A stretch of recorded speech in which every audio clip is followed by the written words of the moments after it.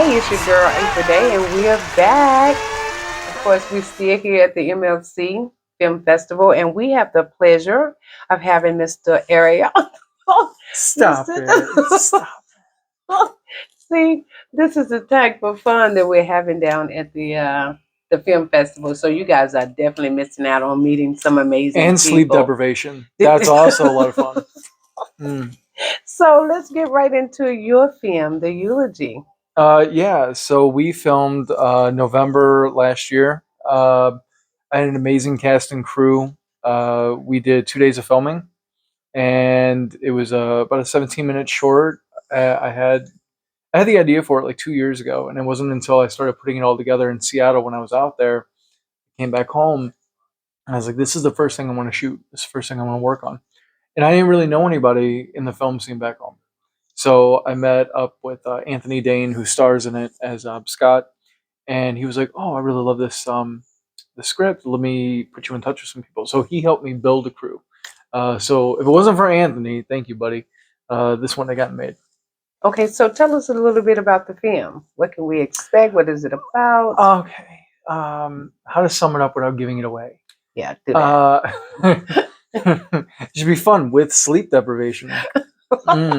Okay, so it's about a man who's grieving over his wife, and she was in an accident, and so he kind of has to reconcile how he feels about that, and to decide what he's going to do with what happened to her, and as far as the circumstances of her accident.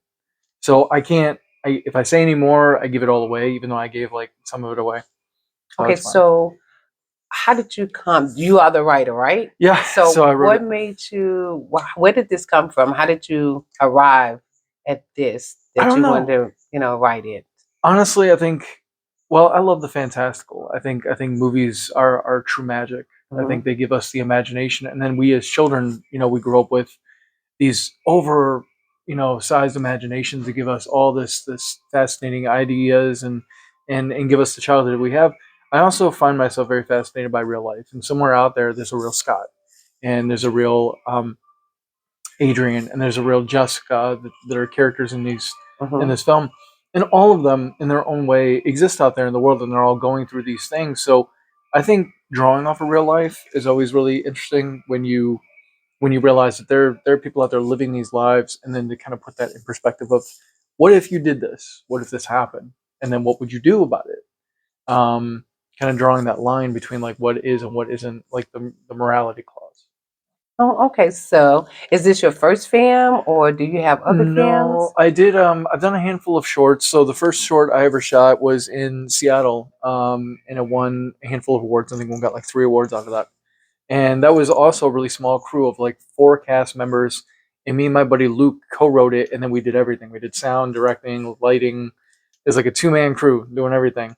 And with this one, it was also a very small crew of me, my brother who did the BTS photos, um, and Brandon, who was the cinematographer for it. He was amazing. Anthony helped put together stuff, sound, all that. So we had a very small crew, and that makes for some really great fun as far as like having a Mm. tight knit community of people that are working 12-hour days together. You're on set 12 hours with 8 people all day. And if you don't get along, it makes for a very long day. And if you do get along, 12 hours is nothing. Okay, cool beans. So I hear you say you make short films. So do I you? do. Is your dream to get to Yeah. the, to the? I don't no, want to say the big screen because you no, already own no, the big screen, but no. you know what I No, mean. it's I think it's a gradual transition for every filmmaker. Is that you start out with like shorts, you work Mm. on that like mini universe that you create, and then you dive into a full length feature film. So I'm working. Me and my buddy Roman wrote a feature film called The Journal. We're going to be working on that. I do believe sometime in the summer. Can't say too much about that because there are some things that we haven't gotten locked down. But we're gonna do that one as well, and then I'm working on a TV show called Misunderstood. And I have some amazing people with that too. Anthony's going to be on it. I have Keith Migra, who's a really good buddy of mine. Shout out to him. And Beth Metcalf, who's a tremendous actor, and she's so much fun. And then of course Patrick Mona, who I discovered, who hasn't really done much, but he's so funny. So working from creating shorts to creating a show, which is almost a short, but it's an extended story that you play out for seasons at a time, and then working into full length feature films. I think each of them have something to bring to it. Whether you could tell a story in 2 hours, you could tell it in a half hour, and still give somebody that's going to hit them in the gut and go, "Oh my God, that's I feel that," or I resonate with that character. Okay. Is there one actor today that you would just die to work with? Just I would. So I would destroy many worlds and sacrifice many lives to work with the legendary Daniel Day Lewis, but he retired. But he is to me, he's the greatest actor of all time because he's the goat of method acting. okay, His cool. work is extensive. He's been in the game for so long. So much of what he does has been so brilliant and has left people with these incredibly iconic characters in his work. From like Gangs of New York to um, uh, was it the Phantom Thread, which is the last movie he did before he retired. Everything he does is gold. Um, there will be blood, and so you look at a guy like that, and you're like, man, if I can ever work with somebody, I would love to work with somebody who just embodies a character so much that he loses himself in it, because that's what he does with everybody. When he played Lincoln, when he did Lincoln, he got so deep into it. I think the story was he told people they couldn't use cell phones on set around him Oh, because he was stuck in like in that in the era. air, yeah. And I was like, it's a little much, but I love his dedication. And like I said, I was so sad to hear that he retired, but I can't help but thank him for the work that he left behind. But given the fact that he said no cell phones because he was staying in Yeah, character, he was in but it's character. like in character. Yeah, So you, he was so Abe Lincoln, and he was in that time frame, and that was where he was at, and like that was it. I've heard of him not talking to somebody on set because his character is their rival or they're mhm. mad at him. So like he wouldn't talk to them for like 4 months, and at the end of filming, he was like, "Oh, it was lovely working with you," and I was like, I love that so much because he seems like such a wonderful guy, but I love he's immensely talented. Like if you've ever watched anything he's done, there's no denying that this is what he was born to do.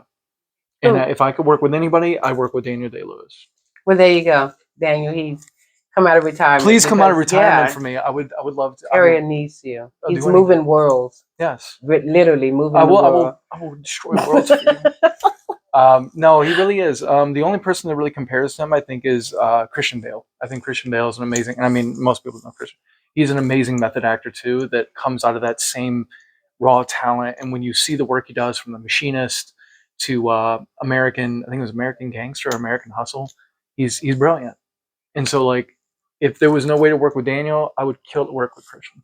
Okay, he's killing people now. Killing people to work with So these people. he's trying to get there by any means necessary. No, but they're very talented people. I love everything they've done, and I have an immense respect for people that can put themselves aside, Mhm. because I'm a director. I can't act. I'm not. And that was so. My next question: I do, And I are have you thrown in myself your in it. film? Like Yeah. I'm in the movie The Eulogies. I play a very small role only because we couldn't find somebody to fill it. I was like, I could do it, but I'm not an actor. So I have a tremendous amount of respect for actors that are able to method act the way that they do. Okay. Because that's just not what my skill set is. That's not my talent. My talent is writing and directing. I could run a really great crew. I can have a lot of fun with it, but I could also write a really good story. That's my superpower. Christian Bale, his superpower is being an amazing actor. Anthony, amazing actor. My DP, Brandon, his skill set is being a really great cinematographer. When he gets behind the lens, he knows exactly how to hone in, and he takes such great direction, and he can work with you like, oh, I want to do this, and then he'll just run with it. So when you're writing your when you're getting ready to cast, Mhm. is there a specific I guess the words I'm looking for just left me. But is there a way that or how do you go by looking for the people that you want to portray your So guys, characters? Yeah. that's I love that, because and this is something I literally had a conversation with my brother and somebody else about. So I'm really glad you asked that.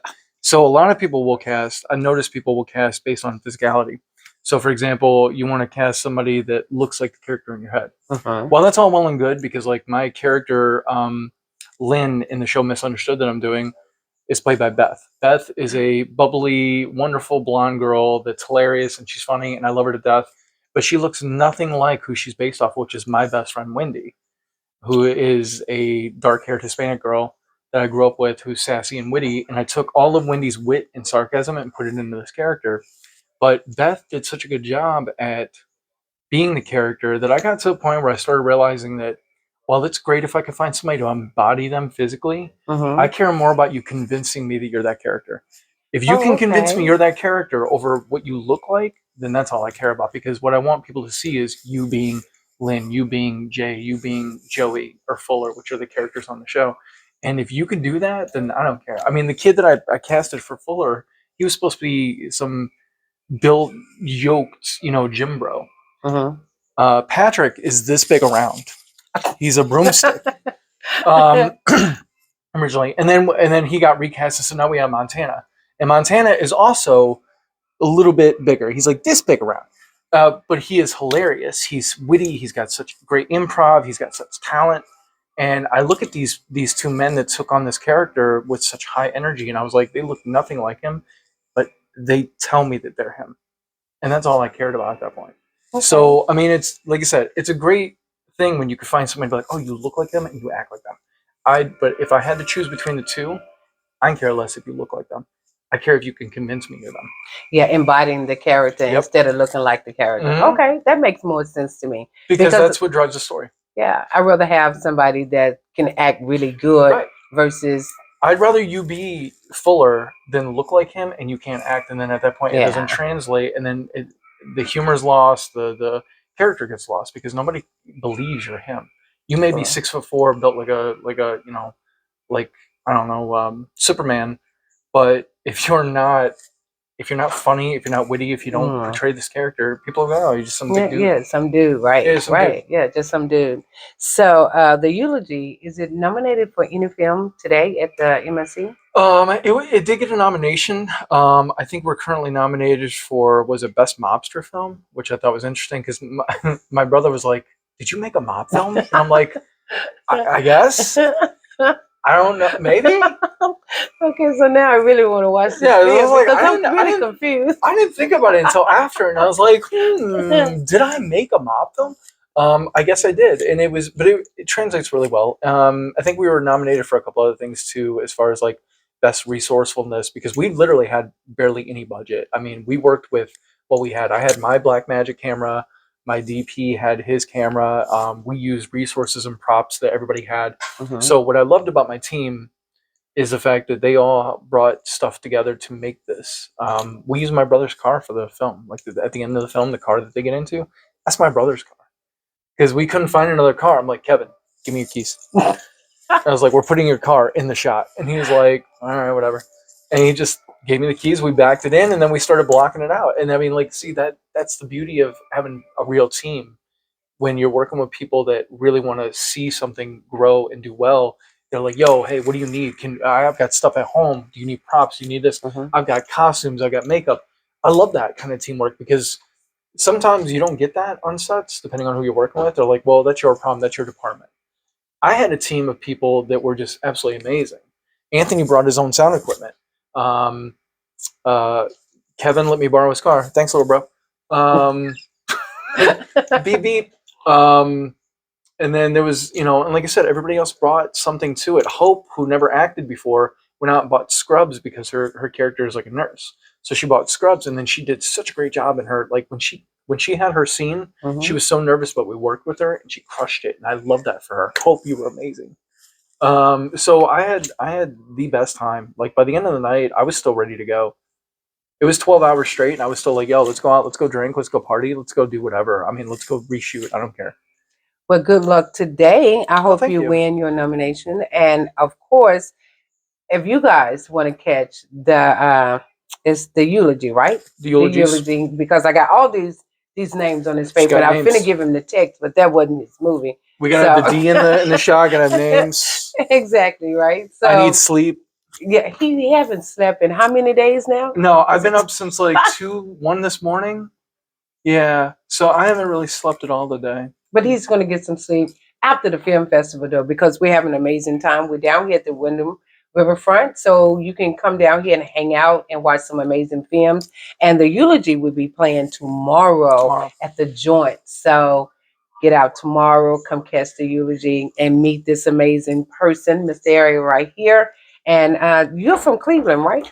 I am. I'm from Cleveland, and that's where we shot it. It was in Lakewood, which is like a little mid-burb of Cleveland, and some amazing little landmarks there. We use McGinty's Pub, which I've been going on and out of for since I was in my early 20s. They were really cool about it. I was like, "Yo, can I just use your bar to kind of shoot a scene?" They're like, "We don't care." And I'm like, "Cool." And it was fun. I had a blast working with people that were local, and then showing people that there are amazing, talented people in Cleveland that are making really great work. It's not just in Atlanta. It's not just in LA or New York. It's we have our own film community in Cleveland that's really kind of thriving right now. So Anthony, Hope, Keith, Beth, all the people I've met over the past couple of years have been just wonderful new friends, and they're insanely talented. So I can't wait for people to see them do better and grow as actors and performers. Well, we're so happy that you're here. So you're in the city of in Little Rock right now, North Little Rock. I'm in Arkansas. So how are you? So how am I feeling? I don't know. I Yeah. haven't been to Arkansas in years, so I mean, it was really cool to come back as an adult. I've been here when I was a kid, and kind of like I bummed around earlier in between trying to hunt for coffee because my brain needs caffeine, and and it was just cool to kind of see Little Rock and like all its little in its little niches and like some of the little markets and the places. So from what it was when I was a kid to now, I love how it's kind of changed and grown. well, cool beans. We're so glad that you decided to come back and hang out with us in our amazing city. Get out, get on the River Market. Of course, after you get through watching all these amazing films. No, I've heard of some really good burger joints and some really cool bars. It is. So, some cool bars down in the River Market. One of my favorite. What is it? If you hadn't have said it, what's the name of my favorite bar? Where I go get my veggie burger. Oh my goodness. Big Whiskies. That's it. I heard about that. Yes, go to Big Whiskies. And yeah, the atmosphere is there is amazing. So tell them April sent you. They might not give you no discount, but it's a try. They're like, oh, well, it's good to know that she did. We're not going to help you. Just throw my name out. I'm just going to throw out. I'm like, April sent me just to let you know. Can I get some fries, please? Yes, please. No, Veggie burger. Yeah. Thank you so much for having me. I had so much fun. Thank you for I'm coming so happy to the talk den. about it. Yes, and good luck today. Thank you so much. You're so welcome. It's the girl, April Day, and this is Miss Ariel, and it's the Eulogies, right? Yes. It's the short